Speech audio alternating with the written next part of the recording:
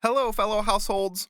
This week we're talking about the first pillar of a household of faith servant leadership.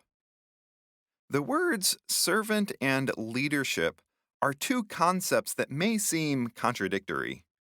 A servant is probably not the first thing that comes to mind when we think of our leadership, even though leaders are often called public servants. However, we may be less acquainted with the concept of household servants and the relationship that exists between servants and their masters, one in which trust and love could grow. This is the context of Jesus' teaching on serving one another. In Jesus' day, the relationship between lords and servants was straightforward. The Lord told the servants what to do, and they did it. Although Jesus was the disciples' master, he chose to call them friends.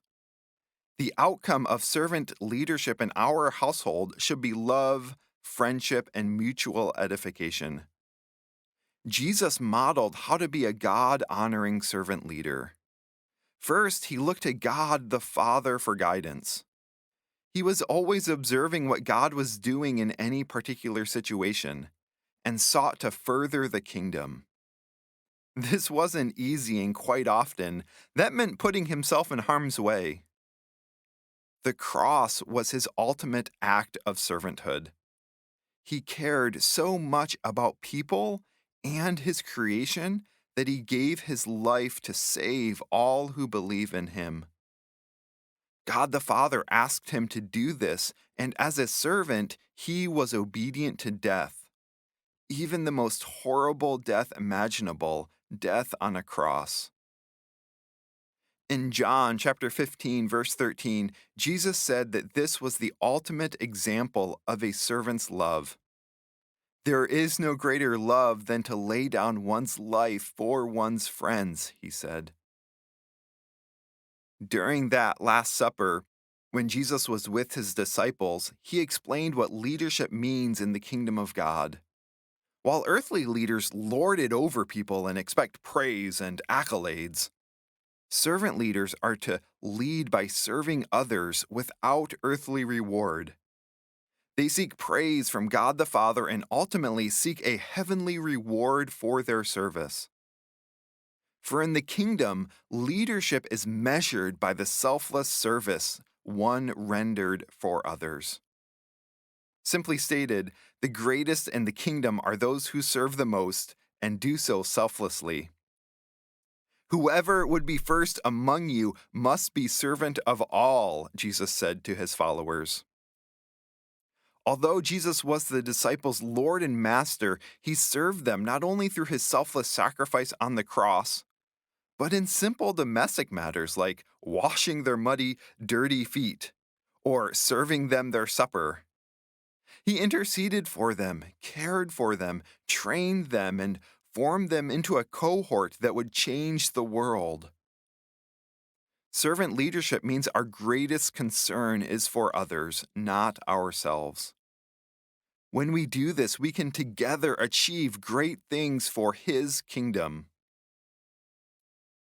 Now, if you ask most people who the greatest influence on their life has been, they probably wouldn't say someone famous like a president or a big business owner, but rather a father or mother, a coach or teacher, a friend or mentor.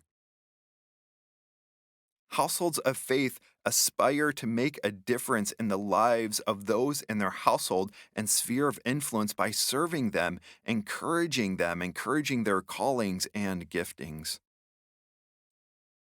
Good servants are faithful to their calling and purposes. Therefore, they apply discipline and consistency while setting God given goals. A good servant leader will help those who depend on them to also be godly servants. Perhaps that is the servant leader's greatest service to those whom God has entrusted to them, to form other servant leaders who will serve Jesus in his kingdom. Servant leaders can be trusted to do the right thing with the right motive. Rather than thinking about exercising their rights and privileges, They are always considering what is best for everyone. The Apostle Paul echoes this sentiment in Philippians 2, saying, "Do nothing out of selfish ambition or empty pride, but in humility consider others more important than yourselves.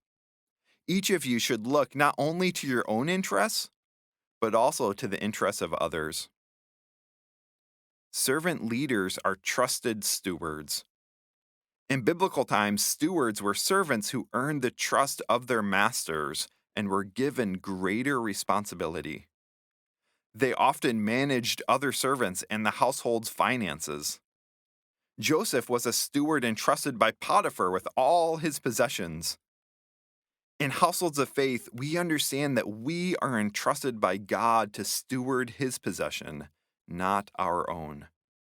It isn't about how much you have, but how you manage what he entrusts to you: your time, friends, spouse, and children, as well as your money and other possessions. The main evidence of servant leadership is that the household is thriving. Jesus is Lord. Members of the household are getting along well. What needs to be done gets done because everyone is pitching in and doing their part. Life has purpose. Finances and other matters of vital importance to the health of the household are well managed. This is not about maintaining appearances, but about genuine well being that stems from the household's acknowledgement of Jesus as Lord and commitment to servant leadership. Here are 4 questions to ask as you think about servant leadership in your household. What evidence is there that we are stewarding our household relationships well? What special resources has God entrusted our household to steward? Is our home a safe, orderly, and healthy place for our household members and those we invite in? How are we seeking the Lord's guidance and following His specific instructions? May God bless you and your household as you live out your purpose in serving Him.